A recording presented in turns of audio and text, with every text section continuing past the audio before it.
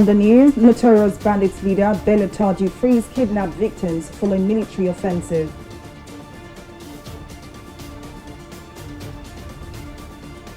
AGF Malami gives reasons for delay in declaring bandits as terrorists.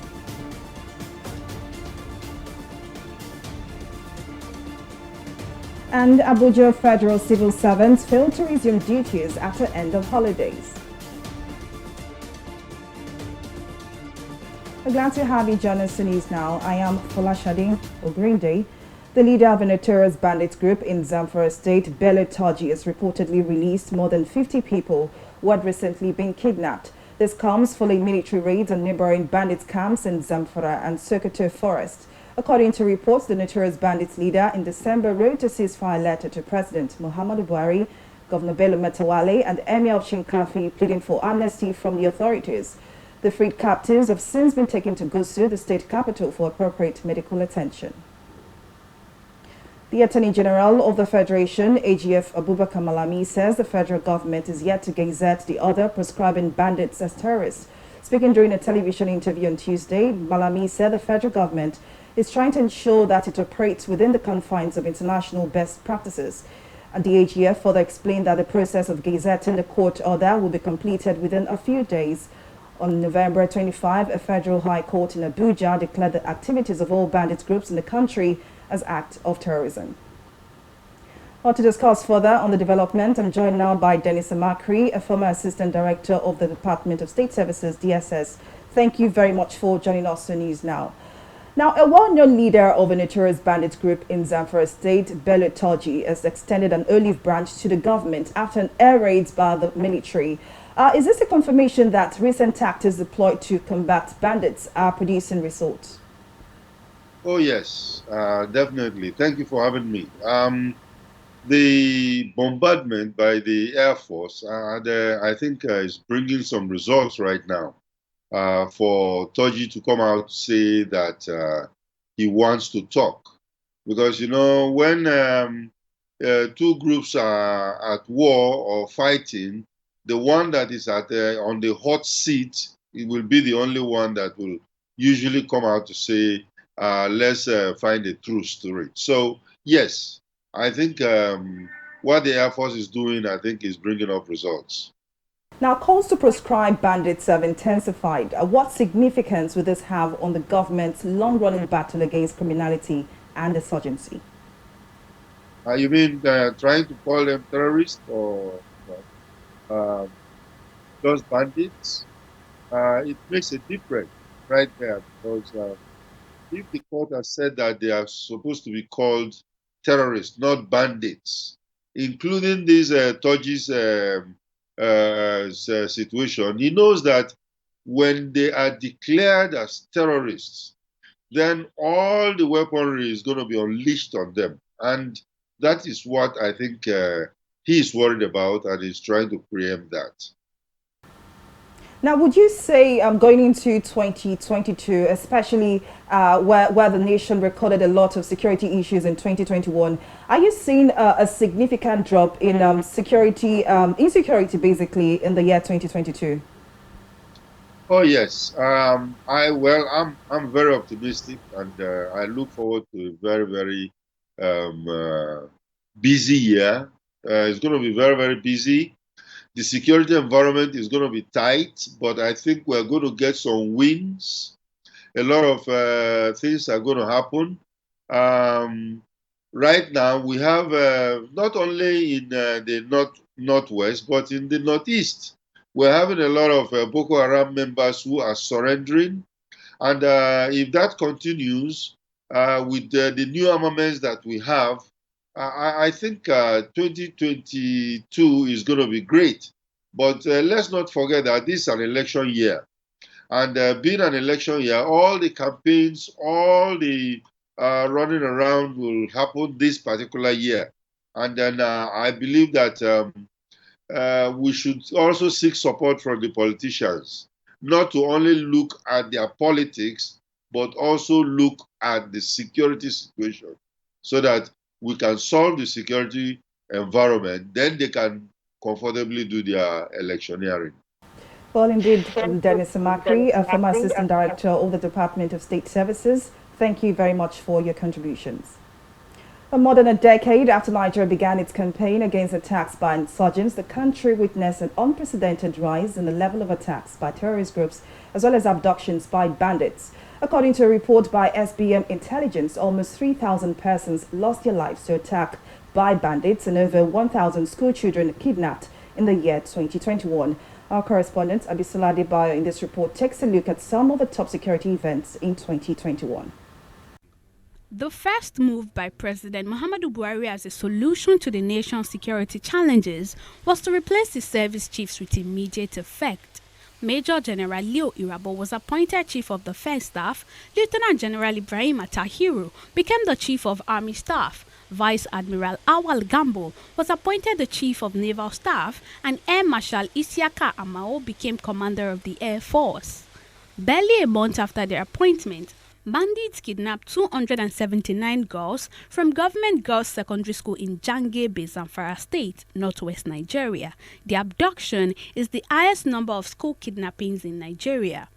The girls spent only 4 days in captivity after the Zamfara state government struck a deal with bandits and negotiated their release. Negotiation should not be encouraged. Amnesty should not be encouraged.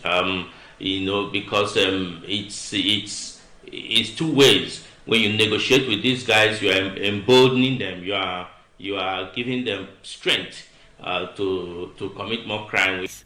The country will go on to record 5 more attacks on secondary and tertiary institutions in the northern part of the country. While several groups of bandits continue to terrorize the country, the Nigerian army suffered a great loss. On May 21st, the country's Chief of Army Staff, Lieutenant General Ibrahim Atahiru, and 10 others died in a plane crash. A day later, their remains were laid to rest at the National Military Cemetery in Abuja in a ceremony where President Muhammadu Buhari was absent. Our dear country has no doubt lost the true rare gems of officers and men. We must therefore do all that we can to honor them even in death by upholding the virtues which they firmly demonstrated during the course of their career. On June 29, Nigerians woke up to the news that United Kingdom-based leader of the indigenous people of Biafra, IPOB, Nnamdi Kanu, has been arrested.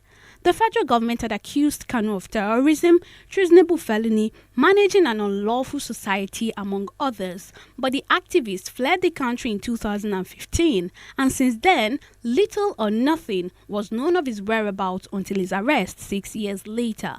Kanu was also accused of instigating violence, especially in the southeastern Nigeria, that resulted in the loss of lives and property of civilians, military, paramilitary, police force, and destruction of civil institutions and symbols of civil authorities.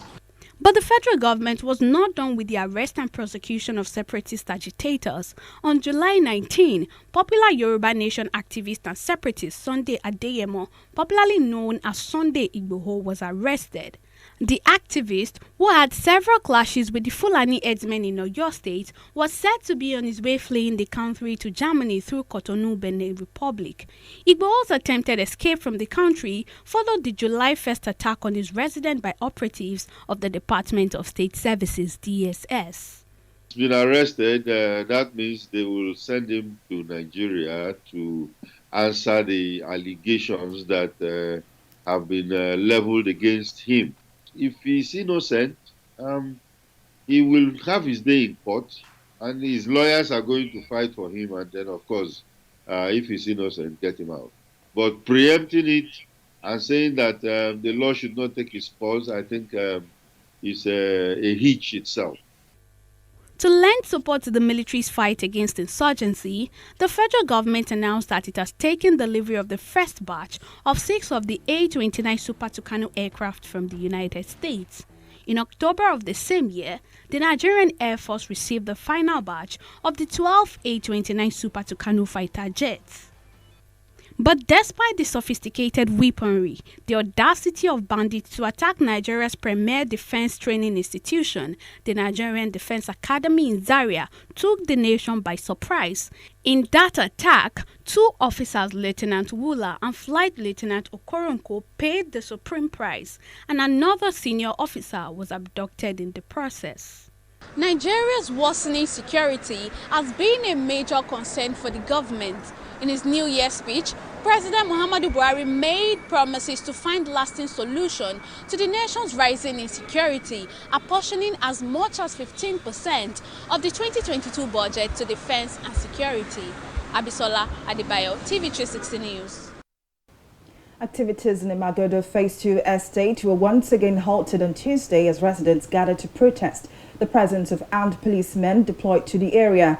This comes amid a tussle for land ownership between the Lagos State government and the Shangisha Landlords Association, represented by the Adeyiga family. Residents of the estate have called out to the Lagos State government to order the withdrawal of patrolling police detail, who they say have robbed them of their peace of mind. Our correspondent, Simus Ladigun, files in this report. It's been 2 weeks since the invasion of the Magodo Phase 2 estate by armed thugs and policemen, following a court ruling for the Lagos State government to give back 549 plots of land to the supposed owners and to mark houses for demolition to that effect.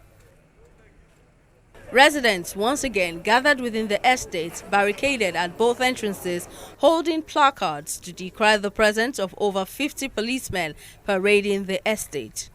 Chairman of the Magodo Residents Association says even after assurances by the Lagos State government that all issues about land ownership have been settled, the police officers have refused to vacate the estate.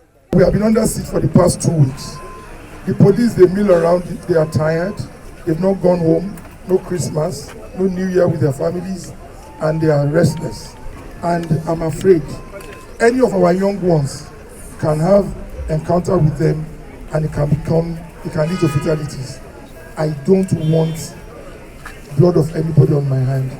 So we are appealing to the IG to please withdraw his name. Worried by the refusal of the Inspector General of Police to withdraw the officers, residents called on the government to settle all pending issues, as they say the situation might escalate into an altercation between the police and residents.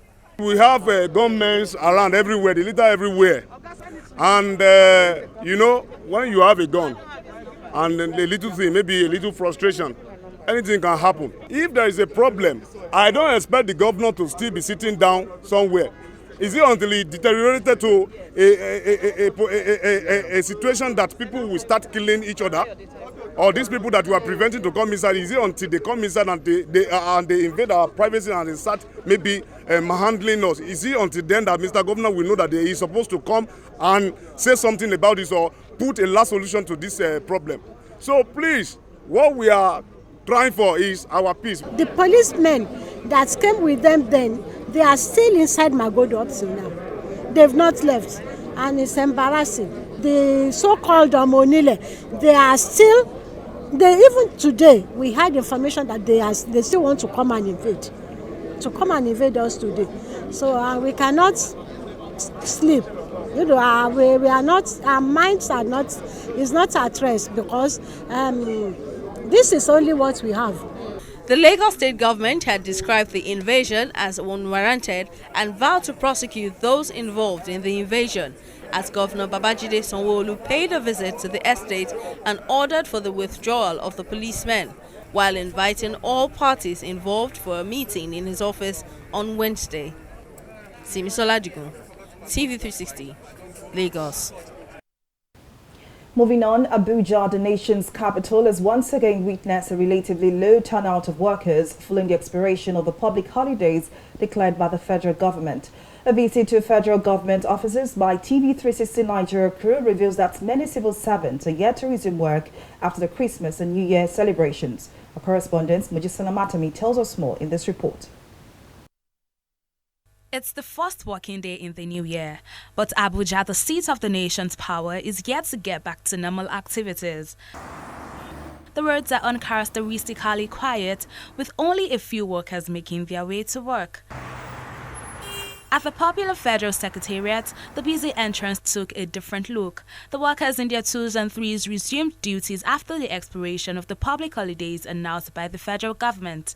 Speaking exclusively with TV360 Nigeria, residents in the area attributed the low number of resuming workers to the lack of enthusiasm on the part of the workers. The first day at work and the fourth day in the year, it's something good. It's good for one to come to work to show that you really have passion for your work, to show that you are not after the money alone, you are not just there for the salary, and to put in your best. Why will workers be at their duty post on the first, where some are expecting their salary and they have not yet been paid?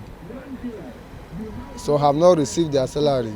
Then some travel a very long way to their destination. To come back is their problem. That is why you see that we have low turnout of workers in their duty post. Sadly, the story isn't any different when TV360 news crew paid a visit to the office of the head of the civil service of the Federation. The premises, as well as most of the major roads linking the office, looked scanty. Expressing dissatisfaction with the trend, some workers called for punitive measures to address the lackluster behavior of some federal civil servants. If they are supposed to resume today and they not resume, I will give them query.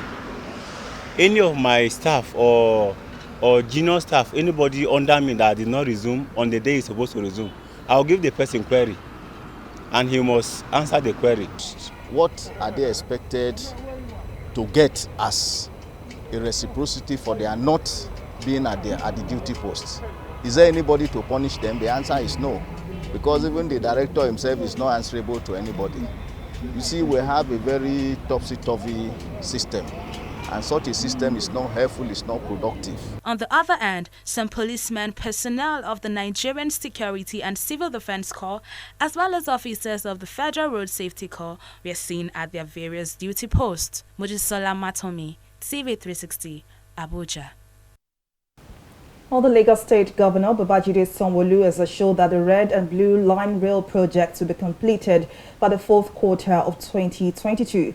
Governor Babajide Sanwo-Olu made this known during an on-the-spot assessment and inspection tour of Blue and Red Rail Line projects in Ikeja, Yaba, Ebute Metta and Marina stations on Monday.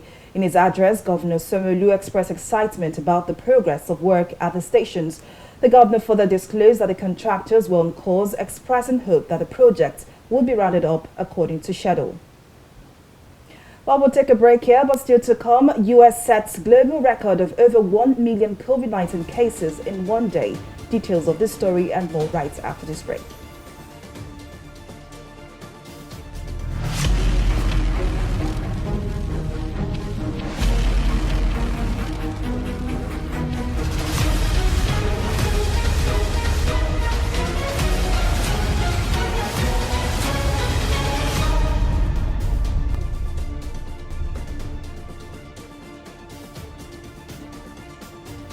Welcome back. Now here is a reminder of our top stories tonight. The leader of a notorious bandits group in Zamfara State, Bello Toji, has reportedly released more than 50 people who had recently been kidnapped. This comes following military raids on neighboring bandit camps in Zamfara and Sokoto Forest. We also told you that the Attorney General of the Federation, Abubakar Malami, says the federal government is yet to gazette the other prescribing bandits as terrorists. The AGF, during a television interview on Tuesday, further explained that the process of gazetting the court order will be completed within a few days. Well, in case you missed any of our news bulletin, or for more updates, do log on to our website on www.tv360nigeria.com. You can also follow us on our social media platforms on Twitter, Instagram, YouTube, and Google+ at TV360 Nigeria. On Facebook, we are TV360 Online.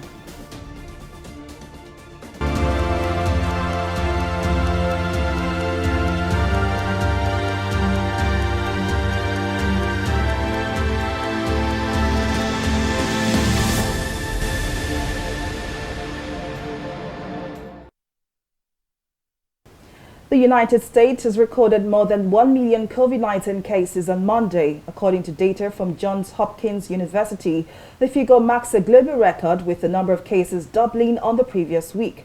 It comes a day after top U.S. pandemic advisor Anthony Fauci says the country was experiencing almost a vertical increase in COVID-19 cases, and the peak may be only weeks away. Well, we'll take another short break here and return with more stories and business. To stay with us.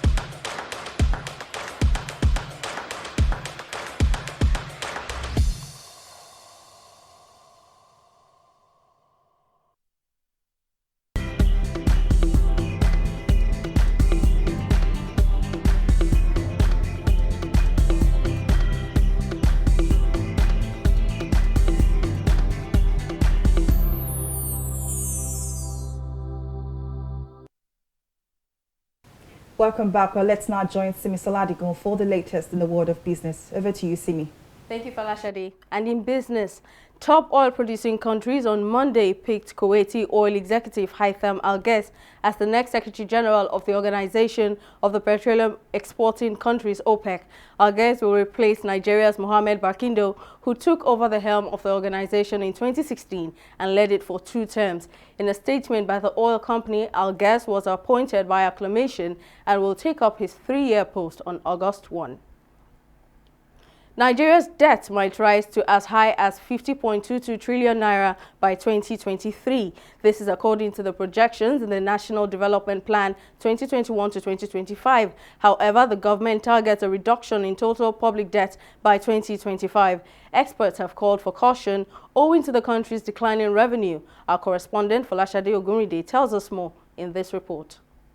The struggle to stabilize the economy and help cushion the effects of COVID-19 has triggered a chain of borrowings, both domestic and external, by the federal government.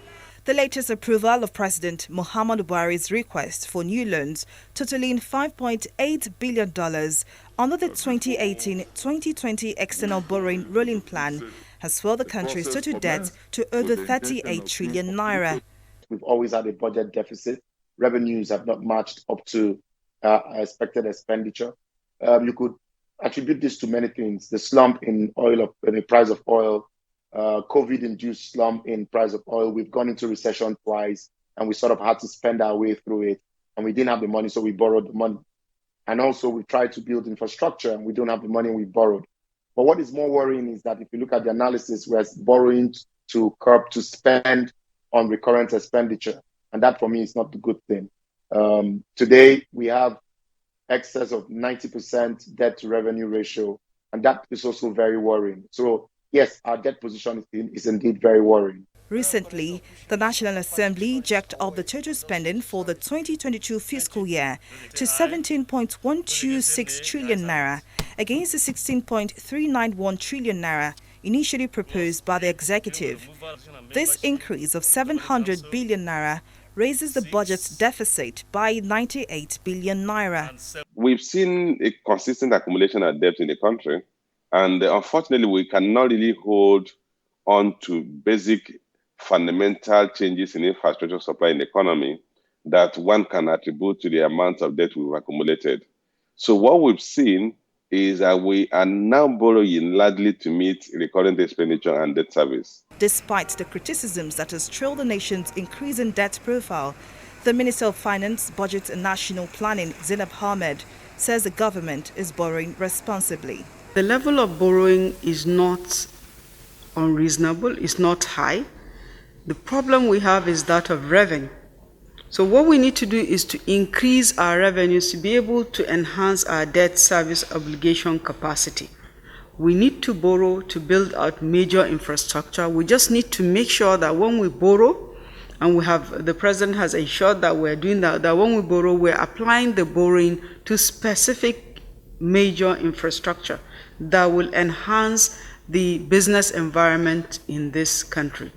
It's been 16 years since Nigeria cleared up its debt profile when the Paris Club of Creditors generously wrote off over 80% of the nation's debt.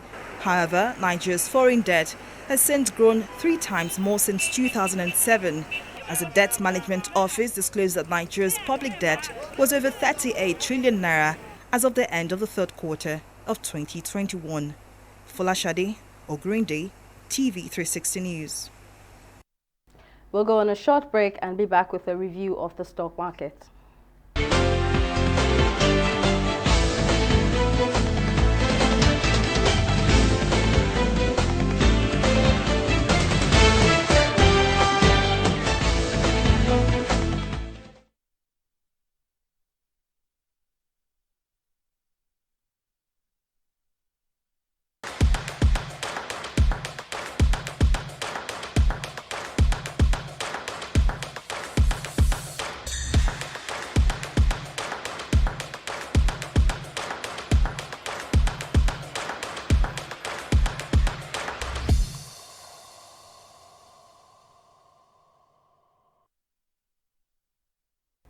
The Nigerian Stock Exchange commenced trading in 2021 on a positive note with a bullish performance across sectors.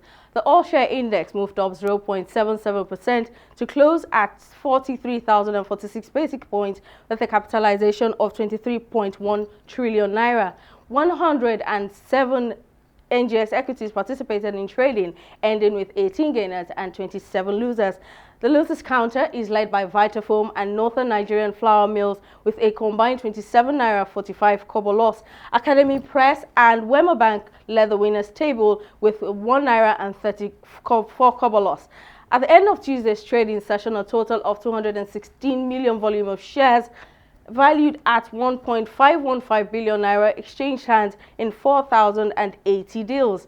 While it was a good trading day for selected foreign stocks, FTSE, Dow Jones and Nikkei, London shares FTSE began 2022 in optimistic mood as investors bet on hopes that Omicron restrictions will not be tightened further. Now with the Dow Jones, they both ended with a 1.49% and 0.61% appreciation respectively. Japan's Nikkei rose 1.77% on the first trading session of the new year as chip-related heavyweights rose after Wall Street's strong finish overnight and a softer yen boosted automakers. That's it on Stock Market Report. Back to you, Folashade. Well, many thanks to me for that update. Now, before it's in, Sudanese security forces fired tear gas at anti-coup protesters in Khartoum, chanting slogans against the military days after the resignation of the country's civilian prime minister. Protesters on Tuesday called for the disbandment of Sudan's ruling council, headed by General Abdel Fattah al-Burhan, who led an October 25 coup that derailed a transition to civilian rule. 56 people have died during protests since the October coup. Most were shot by security forces. Well, up next is Entertainment Reporter News Now.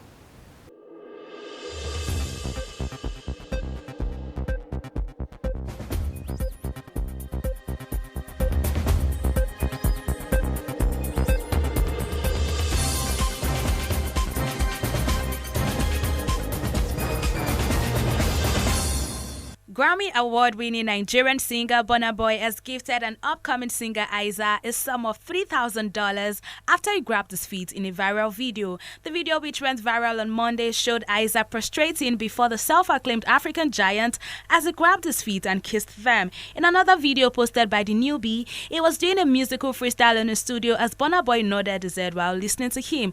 Aiza later revealed that Burna Boy gifted him $3,000 after their meeting. He then went higher to shower him with prayers.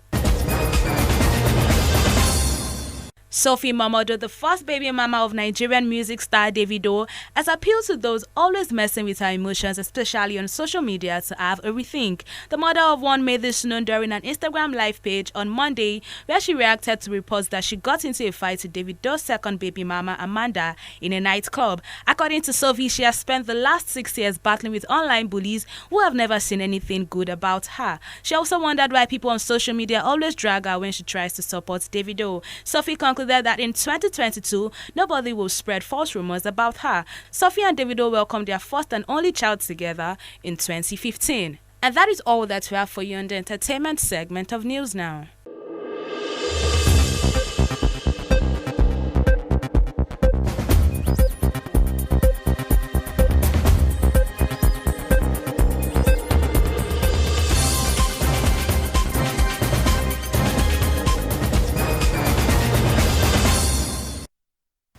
Away from entertainment now to sport, Novak Djokovic has ended speculation over his Australian Open title defense by announcing that he will compete at the season's opening Grand Slam event after receiving a medical exemption from getting vaccinated against COVID-19.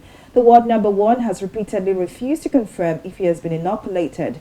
All participants at the Australian Open, which starts on January 17, need to be vaccinated against COVID-19 or have a medical exemption assessed by an independent panel of experts.